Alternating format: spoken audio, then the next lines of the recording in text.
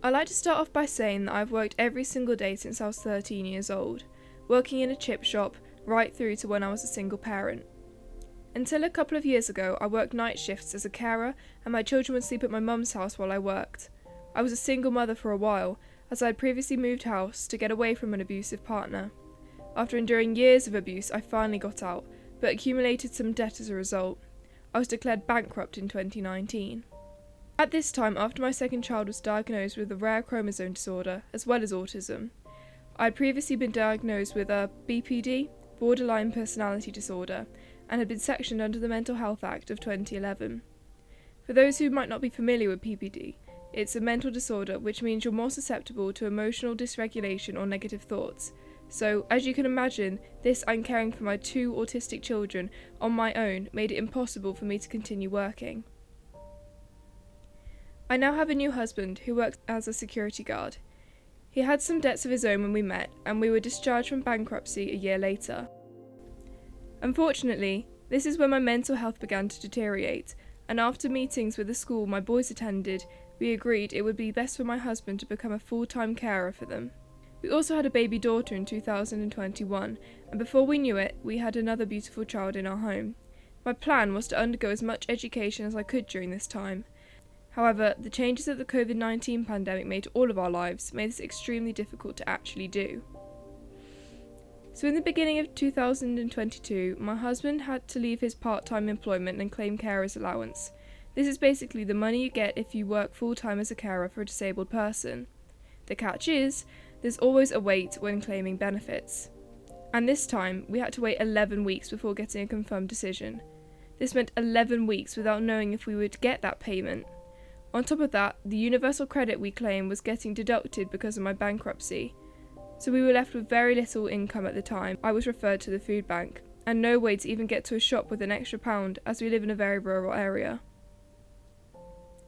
After spending what we were given from universal credit on our bills and important bits for the children, and using every item I could think of sitting in our food cupboards to provide for my family, we referred to the Cirencester Foodbank by the school. I relied on the free school meal system, and the difference it made to our lives knowing my children are getting a good healthy hot meal every weekday is a blessed relief. The food bank called me later that day. I was nervous at first and, to be honest, embarrassed. I felt the weight on my shoulders knowing as a parent I had to ask for help to provide for my family.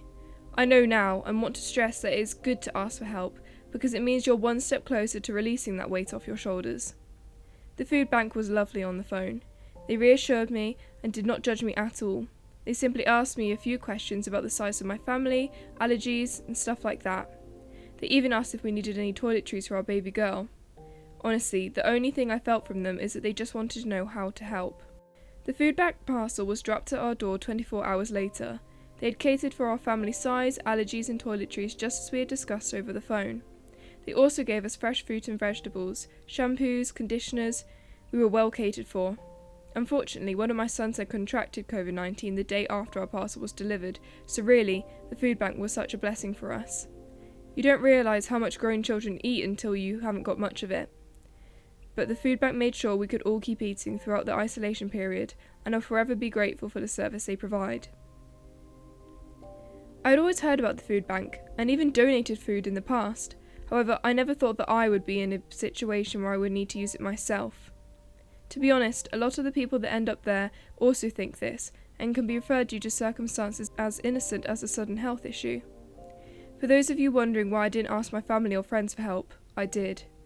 But there comes a point where financially you cannot keep asking for money to be lent to you, especially from those you love, when you don't even know when your next payment is coming in.